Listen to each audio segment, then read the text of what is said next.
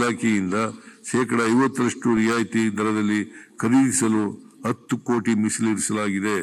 ವಿಕಲಚೇತನರ ಸಾಮಾಜಿಕ ಆರ್ಥಿಕ ಸ್ಥಿತಿಗತಿ ಕುರಿತಂತೆ ನಿಖರ ಮಾಹಿತಿ ಸಂಗ್ರಹಿಸಲು ಹಾಗೂ ಅವರಿಗೆ ಸೂಕ್ತ ಸೌಲಭ್ಯ ಒದಗಿಸುವ ಹಿತದೃಷ್ಟಿಯಿಂದ ವಿಕಲಚೇತನರ ಸಮೀಕ್ಷೆ ನಡೆಸಲಾಗುವುದು.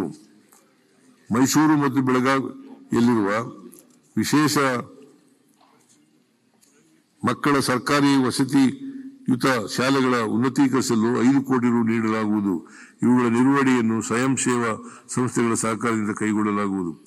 Cerebral policy, muscular dystrophy, Parkinson's ಮತ್ತು ಮಲ್ಟಿಪಲ್ ಸ್ಕ್ಲೆರೋಸಿಸ್ ಕಾಯಿಲೆಗಳಿಂದ ಬಳಲುತ್ತಿರುವ ವ್ಯಕ್ತಿಗಳ ಆರೈಕೆದಾರರಿಗೆ ನೀಡುತ್ತಿರುವ ಮಾಸಿಕ 1,000 ಪ್ರೋತ್ಸಾಹ ಯೋಜನೆಯನ್ನು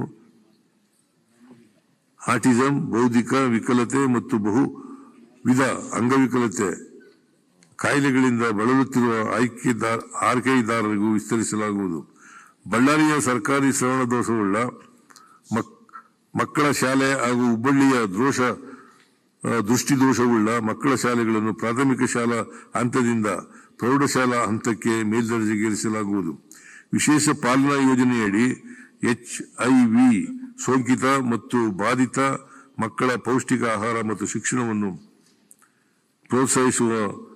ಪ್ರೋತ್ಸಾಹಿಸಲು ಪ್ರಸ್ತುತ ನೀಡಲಾಗುತ್ತಿರುವ ಮಾಸಿಕ ಧನ ಸಹಾಯವನ್ನು 1,000 ರಿಂದ 2,000 ರೂಪಾಯಿಗೆ ಹೆಚ್ಚಿಸಲಾಗುವುದು. ರಾಜ್ಯದ ಅನುದಾನದಡಿಯಲ್ಲಿ ನಡೆಯುತ್ತಿರುವ ವಸತಿಯುತ ವಿಶೇಷ ಶಾಲೆಗಳ ಮಕ್ಕಳ ಪಥ್ಯಾಹಾರ ಭತ್ಯೆಯನ್ನು ಮಾಸಿಕ 1,750 ರುಗಳಿಗೆ ಹೆಚ್ಚಿಸಲಾಗುವುದು.